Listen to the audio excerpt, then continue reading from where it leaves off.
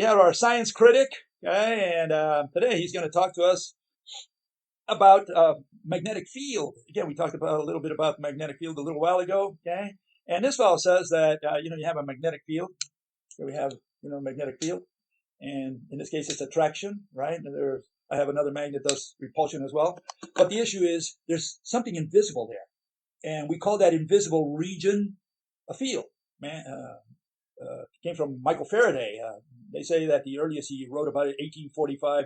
I think he already talked about it before then. Maybe that's the first time he wrote about it, or maybe he presented at the Royal Society. Anyways, the point here is that field is a concept. Field means a bunch of numbers. That's what field is. Field is a bunch of numbers that get weaker and weaker, values, magnitudes that get weaker and weaker the farther away you get from ground zero. Okay, so if you take a gravitational field, what do you mean by gravitational field? Well, field is the center of gravity in this case, and from there, the farther away you get, the weaker is the gravity. And you can say the same thing about an electric field and a magnetic field.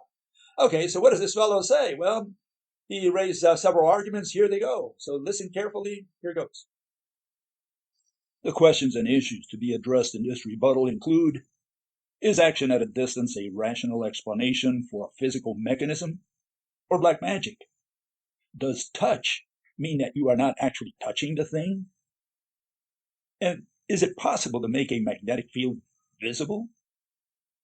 The fifth video in the series is called Not So Magical Action at a Distance, and it does remind me of the spooky action at a distance. So magnetism may look like magic to some people, but that's only because it's difficult to imagine things being able to interact if they're not touching. But the thing that we don't realize is that when we touch something, we're not actually physically touching it. This is because of repulsive forces between atoms. But the thing is, you cannot make the magnetic field visible. Okay, so you said a mouthful there, okay? Several arguments. Let's go with one of them here. Here we go. This is what I've got to say about it. Science ready. You can't touch the table because of repulsive forces between atoms. Maybe he meant repulsive horses? Maybe I heard him wrong? There's no such thing as force. So to say you have a repulsive force that prevents you from touching the table, you haven't said anything. All you're saying is intelligence is getting between your fingers and the table.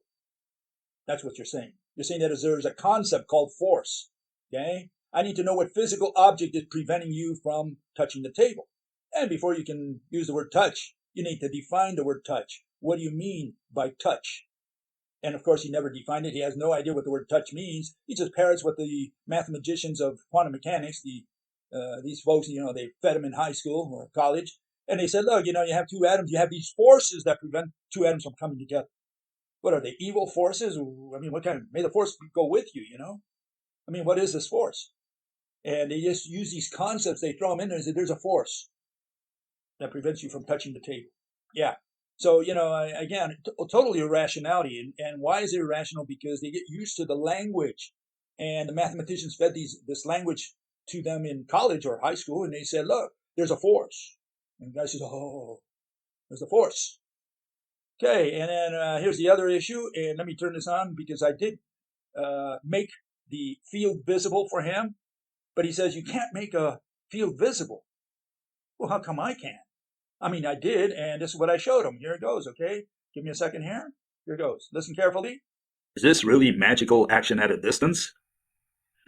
What if we could make the invisible mediators that Mother Nature uses to do this trick visible?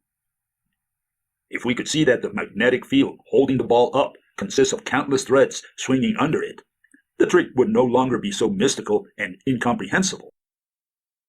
Okay, so hopefully you had eyes and you could see what was there. You had all these threads, and they're swinging around at great speeds, maybe at the speed of light, underneath the ball, and that's what keeps the ball up there. Otherwise, you're going to be doing action at a distance, meaning black magic.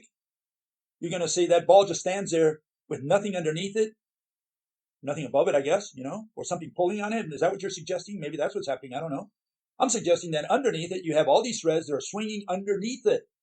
These are untouchable, unseeable threads, the threads that form the electromagnetic rope. They're swinging around, hitting the bottom of the ball and maintaining it up there.